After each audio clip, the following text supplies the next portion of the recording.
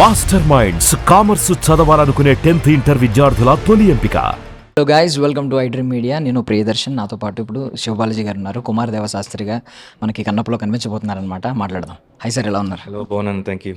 So first of all, Kumar Devashastri కొంచెం చాలా ఒక సేజ్ క్యారెక్టర్, ఒక వైజ్ క్యారెక్టర్ లైక్ అలాంటి కనిపిస్తుంది కదా సార్. ఋషి క్యారెక్టర్ ప్లే చేస్తున్నట్టు కనిపిస్తుంది. మీరు ఏం రివీల్ చేయలేదు కానీ ఏంటి సార్, ఏంటి దాని గురించి ఏమైనా చెప్పొచ్చా? మహాదేవ శాస్త్రి అనేది మోహన్ బాబు సారు చేసే రోల్, అది which is very powerful in Kannappa.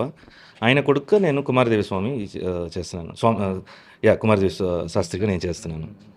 So that is about the character. But ఎంత ఇంపార్టెన్స్ అనే నెక్స్ట్ క్వశ్చన్ మీరు అడుగుతారు, ఎంత ఇంపార్టెన్స్ ఉంది దానికంటే ఇక్కడ ఈ మూవీలో I'm one of the character చేయడంలో I'm happy, where it was blessed to be in the team. అంటే ఇప్పుడు ఇది ఏమన్నా రియల్ క్యారెక్టర్ సార్, ఒక ఫిక్షనల్ ఏమైనా యాడ్ చేశారని అనిపిస్తుంది? అంటే కన్నప్ప స్టోరీలో, చరిత్రలో చూసుకుంటే ఇది ఉంది అని ఏమైనా ప్రాముఖ్యత ఉంది అని ఏమన్నా?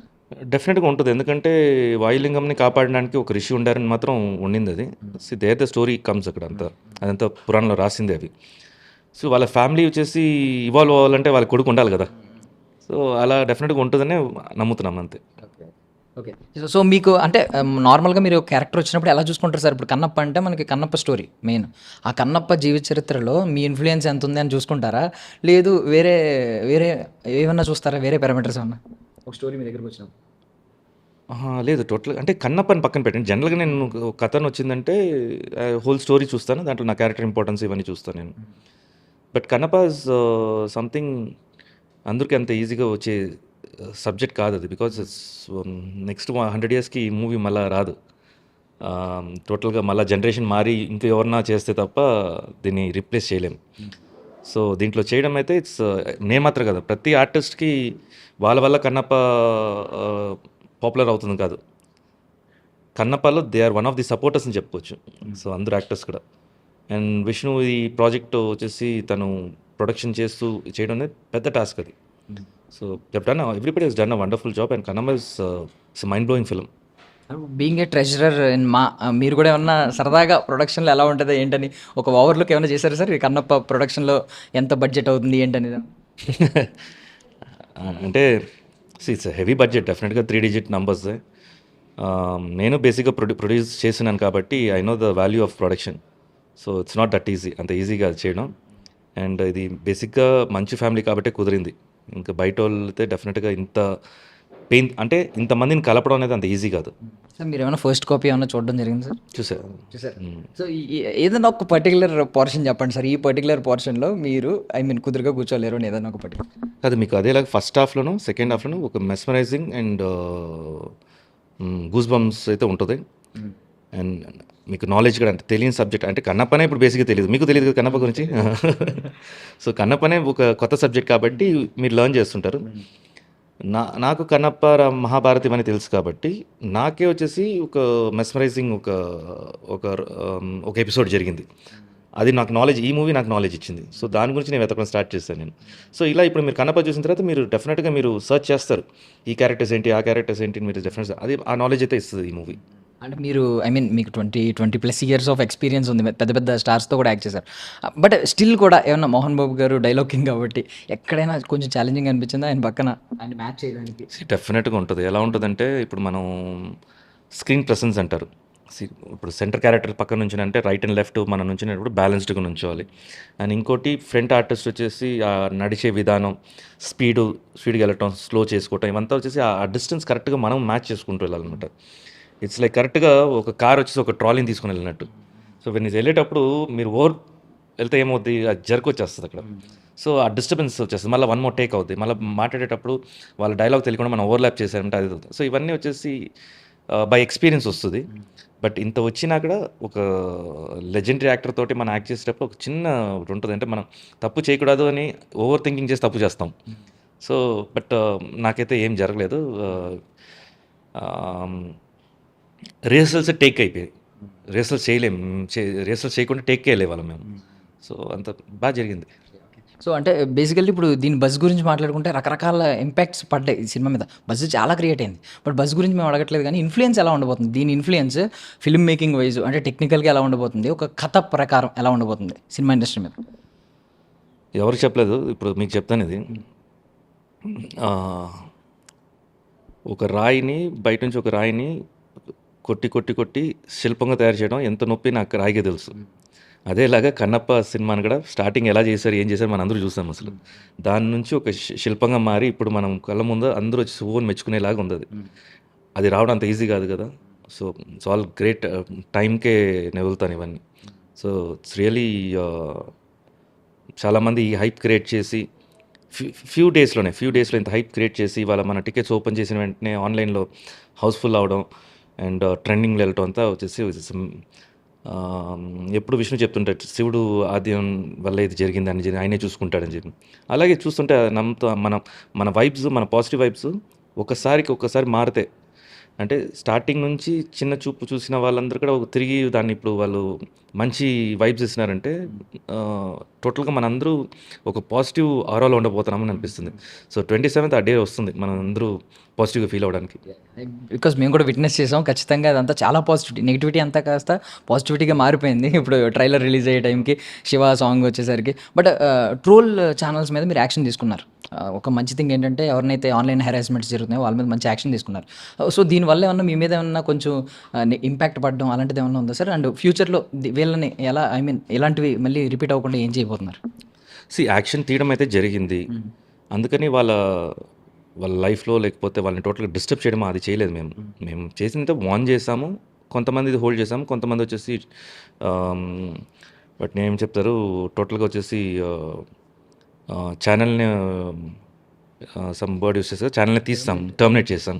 ఛానల్ టర్మినేట్ చేయడం జరిగింది. అంటే వాళ్ళ హిస్టరీ అలా ఉంది కాబట్టి అది చేయడం జరిగింది. కొంతమందికి మళ్ళీ తిరిగి ఇచ్చి వాళ్ళు ఇలాంటివి చేయొద్దని చెప్పి అంటే ఎవ్రీబడి ఈజ్ యంగ్స్టర్స్ ఇప్పుడు దాంట్లో అది ఆపరేట్ చేసే వాళ్ళందరూ.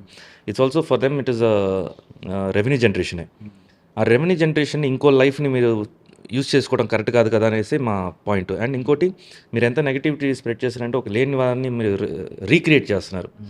సో మీ కింద ఫాలో అవుతున్నారు వాళ్ళు, మీరు చెప్తున్నారు కాబట్టి వాళ్ళు అది కరెక్ట్ అనుకుంటున్నారు. సో ఈ రాంగ్ సెంటెన్స్ ఎందుకు మీరు పంపిస్తున్నారు అనేది ఆ ఫైట్ అప్పుడు ఉండింది. ఇప్పుడు చాలా వరకు మొత్తం కంట్రోల్ అయిపోయింది అది. It's good that people understood. Next ఇలాంటి జరిగినప్పుడంతా డెఫినెట్గా మేము బౌన్స్ బ్యాక్ అవుతాం. సో మీ లైఫ్లో I mean over the 8 years నుంచి చూసుకుంటే చాలా సంచలనాలు జరిగిపోయింది. ఐ మీన్ మా ఎలక్షన్స్కి వచ్చిన బజ్ అసలు ఇంతకాలం ఎప్పుడూ రాలేదు. తర్వాత మంచు విష్ణు గారు ప్రెసిడెంట్ అయ్యారు. ఆయన కొంచెం మంచి లైఫ్ టర్న్ అయ్యిందేమో అనిపిస్తుంది. ఈ సినిమా తర్వాత ఆయన కెరియర్లోనే బిగ్గెస్ట్ బడ్జెట్ సినిమా, అండ్ ఇప్పుడు పాజిటివిటీ వచ్చింది కంప్లీట్గా. దీని తర్వాత ఆయన లైఫ్ మొత్తం మారబోతుందని మీరు ఏమైనా అనుకుంటున్నారా? ఆల్రెడీ మారిపోయింది. బికాజ్ నేను విష్ణు దగ్గర క్లోజ్ అయినప్పటి నుంచి నేను సీరియస్గా ఒకటి చూసింది ఏంటంటే, ఆన్లైన్ విష్ణు మంచి వేరు, ఆఫ్లైన్ అంటే ఆన్లైన్ రియల్ క్యారెక్టర్ వేరు డిఫరెంట్గా. ఆ విష్ణు ఆన్లైన్లో ఉండే విష్ణు, మీరు సోషల్ మీడియాలో చూసే విష్ణు వేరు, యాక్చువల్ ఒరిజినల్ విష్ణు వేరు. సో ఇది తెలిసిన వాళ్ళే మనం చెప్పగలుగుతాము అది మీరు చూసేది అది కాదని. ఎప్పుడైతే మేము మీటింగ్స్ ఇవన్నీ పెడుతుంటామో బయట వాళ్ళు, ఇప్పుడు మీమ్స్ వాళ్ళు కానీ లేకపోతే ఇన్ఫ్లుయెన్స్ కానీ మీటింగ్ పెడుతుంటే, ఇతన్ని అలా ట్రోల్ చేశాము అని చెప్పిన రోజులు కూడా ఉన్నాయి. సో అది ఎందుకంటే తను ఎక్కువ బయటికి రాలేదు కాబట్టి, ఎక్కువ మందిని కలవలేదు కాబట్టి తెలీదు ఇన్ని సంవత్సరాలు. ఇప్పుడు అందరిని కలుస్తున్నాడు కాబట్టి రియలైజ్ అవుతున్నారు. సో అదొకటి ఉంది. అండ్ ఈ మూవీ దాని ప్రకారం డెఫినెట్గా ఒక పెద్ద అచీవ్మెంట్ అయితే తనకు వస్తాడు. ఎందుకంటే మనమే సపోర్ట్ చేయబోతున్నాం. మనమే ఆ సినిమాని చూసి, కనపని చూసేసి విష్ణుకి ఇంత పొటెన్షియల్ ఉంది అనేది మనమే ఫీల్ అవుతాం. అది సో ఈ మా ట్రెజరర్ ఎక్స్పీరియన్స్ ఎలా ఉంది సార్? అంటే 3.5 years ఆల్మోస్ట్ అయింది. 3.5 అంటే మా ట్రెషర్గా 3.5 years అయిపోయింది. బట్ మాలో డ్యూటీ జాయిన్ అయ్యి అంటే జాయింట్ సెక్రటరీ తర్వాత treasurer. It is almost like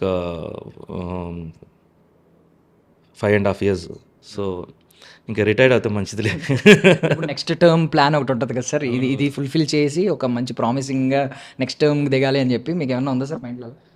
లేదు, నెక్స్ట్ ప్రామిసింగ్ నేను ఇప్పుడు ఆల్రెడీ అడ్మినిస్ట్రేషన్ అయితే అంతా స్ట్రాంగ్ చేస్తాము, మెంబర్షిప్ అంతా చాలా స్క్రూటనీస్ అంతా టైట్ చేస్తాము, అంతా అయిపోయింది. ఫండ్ ప్రాసెస్ కూడా ఒక ఐడియా ఉంది కానీ బట్ అది ఎంతవరకు వర్కౌట్ అవుతుందని తెలియదు. అది చూడాలి. ప్రపోజల్ పెట్టినాను, అది ఎంతవరకు వర్కౌట్, ఎందుకంటే ఇట్స్ టీమ్ కదా, మేము కమిటీ అంతా ఒప్పుకోవాలి. పెట్టినాను, అది నెక్స్ట్ చూడాలి అది.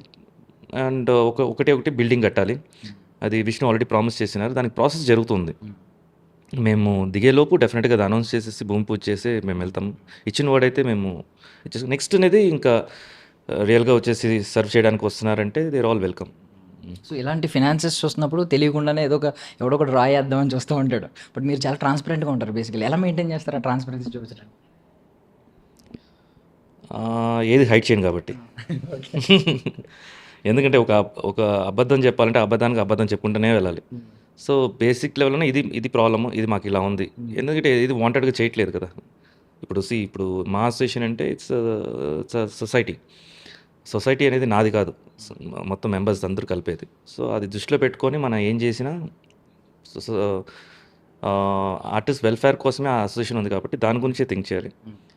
అదర్ దెన్ దట్ బయట సొసైటీయా, పర్సనల్ ఇవంతా ఉంటే I don't think so. I don't hide anything. నేను ఇంతే అని చూపిస్తాను. అందరికి జనాలు కూడా చూసి తను ఇంతే అనేది వాళ్ళకి తెలుస్తుంది. ఆ క్లారిటీ ఉంటే చాలు కదా! ఇంకా నేను ఎవరికి ఇప్పుడు ఇంకోరికి నేను ఎక్స్‌ప్లెయిన్ చేయాలనేది నాకు ఇష్టం ఉండదు. ఎందుకంటే నా గురించి ఎవరికి తెలియని వాళ్ళకి నేను ఏమేమైనా ఎక్స్‌ప్లెయిన్ చేస్తాను నేను. సో ఇలా జరిగిందని చెప్పేస్తే ఎవరు వాళ్ళ సిచ్యుయేషన్ వాళ్ళు తీసుకుంటారు అది. అది నెగెటివ్‌గానే, పాజిటివ్‌గానే. సో ఇది సిచ్యుయేషన్ చెప్పేస్తాను నేను. సో ఇంకా మీకు తెలిసిందే కదా, ఫస్ట్ ఆఫ్ ఆల్ ప్రభాస్ గారి గురించి అదే మెయిన్ టాపిక్ అయిపోయింది ఆల్మోస్ట్. ప్రభాస్ గారు, అక్షయ్ కుమార్ గారు ఇలా ఎవరి స్పేస్ వాళ్ళు ఎవరికి వాళ్ళు సెర్చ్ చేస్తూ ఉంటారు. ఈయన ఇంపాక్ట్ ఎంత ఉంటుంది, ఈయన ఇంపాక్ట్ ఎంత ఉంటుంది. దాని గురించి ఏమన్నా చెప్పగలరా? మొత్తం మూవీ నుంచి బయటికి వచ్చేటప్పుడు ఎవరి అభిమానులు ఎక్కడ డిసప్పాయింట్ అవ్వకుండా ఈక్వల్ స్పేస్ ఎవరికి వాళ్ళకి అది ఉంది. అదే మూవీ నుంచి బయటికి వచ్చేటప్పుడు you'll come with one mind, ఒక థింకింగ్ ప్రాసెస్లో బయటకు వస్తారు.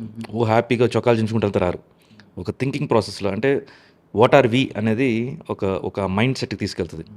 బట్ త్రూ అవుట్ మూవీలో వచ్చేసి నేను ముందాక చెప్పినట్టు ఫస్ట్ హాఫ్లో ఒక మెస్మరైజ్, ఒక నాలెడ్జబుల్ సబ్జెక్ట్ ఒకటి వస్తుంది. గూస్ బంప్ సీన్స్ ఉంటాయి. సెకండ్ హాఫ్ అయితే ప్రభాస్ ఎంట్రీ నుంచి ఇంకా అంతే, డైలాగ్స్ వినపడింది అంటే గ్రేట్ అని చెప్పొచ్చు. అలా ఉంటుంది అయితే ఆయన సీను. అదే ఎపిసోడ్లో రుద్ర ఎపిసోడ్లో తిన్నుడికిను రుద్రాకి జరిగే ఆ కాన్వర్జేషన్ సీను చాలా ఇంట్రెస్టింగ్గా ఉంటుంది. అండ్ విష్ణు కావాలని ఒక డైలాగ్ కూడా పెట్టాడు. అది వేరే ఫ్యాన్స్ అందరూ ఎంజాయ్ చేస్తారు అది. So it's all power pack. ఆడియన్స్కి ఏమైనా అడ్వైస్ ఇవ్వగలరా? అంటే ఎలా చూస్తే బెటర్ ఈ సినిమాని? అంటే వ్యూవర్ ఎక్స్పీరియన్స్ కూడా ఉంటుంది కాబట్టి ఇలా చూస్తే బెటర్, స్పిరిచువల్గా చూడాలా ఎక్కువగా, లేదా హిస్టారికల్ ఆస్పెక్ట్లో చూడాలా, లేదా కమర్షియల్ సినిమా చూస్తున్నట్టు చూడాలా? ఏమీ లేదు, ఫ్రీ మైండెడ్ తోటి రాండి అంతే. నేను ఇలా చూడండి అలా చూడండి ఏం చెప్పను. ఎందుకంటే గుడికి వెళ్ళేటప్పుడు జనరల్గా భక్తితో వెళ్ళాలంటారు. నువ్వు తిట్టుకుంటూనే వెళ్తే నీకే అది నష్టం, అది నువ్వు ఎంజాయ్ చేయవు. సో అదేలాగా ఫ్రీ మైండ్ మీకు ఎలా ఉందో రాండి, అది ఇట్స్ అప్ టు యూ. మనం ఇక్కడ కరెక్ట్ చేసేవాళ్ళం కాదు, మనం చెప్పగలుగుతాం ఇలా పాజిటివ్గా ఉండండి, పాజిటివ్గా స్ప్రెడ్ చేయండి అని చెప్తాం. ఇట్స్ అప్ టు ఇండివిజువల్ వాళ్ళు ఏం చేయాలనేది. ఎందుకంటే నేను ఒకటే నమ్మే, న్యాయాలు మారుతుంటాయి ప్రతి ఒక్కరికి, బట్ ధర్మం ఒకటి ఉంది కదా, ధర్మం ఎప్పుడు మారదు. సో దాని మీద ఫోకస్ చేయండి అంట నేను. యాక్చువల్లీ 20+ ఇయర్స్ ఆఫ్ ఎక్స్పీరియన్స్ ఉన్న వాళ్ళు కొంతమంది నెంబర్స్ ఎక్కువ కనిపిస్తూ ఉంటాయి.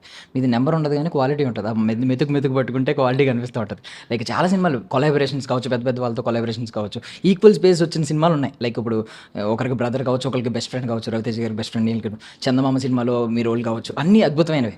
సో నెక్స్ట్ ఒకటి మిస్ అయింది ఏంటంటే పాన్ ఇండియాలో మీరు ఇంకా రిజిస్టర్ చేసుకోలేదు గట్టిగా. సో దీని తర్వాత ఏమన్నా పాన్ ఇండియా వైపు కంప్లీట్గా వెళ్ళబోతున్నారా? నేను ఏది ఎక్స్పెక్ట్ చేసి నాకు ఇలా కావాలని చెప్పి చేయాలి, అన్నీ జరుగుతుంది. నేను వచ్చేదన్నీ బోనసే అనుకుంటాను నేను.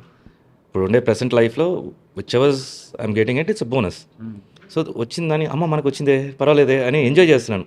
నాకు అది రాలేదే అని చెప్పి నేను వరి అవ్వట్లేదు. ఆ లైఫ్ నేను చేయట్లేదు. దట్స్ వాట్ నేను చాలామంది చెప్తుంటాను. నేను డిప్రెషన్ ఇవన్నీ జరిగింది, but after that I searched how can I be happy అనేది. నాకు హ్యాపీనెస్ ఎప్పుడు అనిపించిందో, అది ఎలా తెలుసుకున్నాను అంటే హ్యాపీగా ఉండడం ఎలా ఉండాలని తెలుసుకున్నాను. అప్పటి నుంచి everything is small for me. So వచ్చేవి ఐఎమ్ ఎంజాయింగ్ ఇట్. సో అలాగెళ్తుంది నా లైఫ్. ఇప్పుడు పాన్ ఇండియా మూవీలో నేను చేస్తున్నాను. ఫ్యూచర్ ఏమొస్తుందో నాకు తెలియదు, బట్ వచ్చిందని నేను యాక్సెప్ట్ చేస్తాను నేను. Thank you so much sir for your valuable time. మీరు ఎంత ట్రాన్స్పరెంట్గా ఉన్నారు, మీ లైఫ్ కూడా అంతే అద్భుతంగా ఉండాలని మనస్ఫూర్తిగా కోరుకుంటున్నాం. Wish you all success. Thank you so much.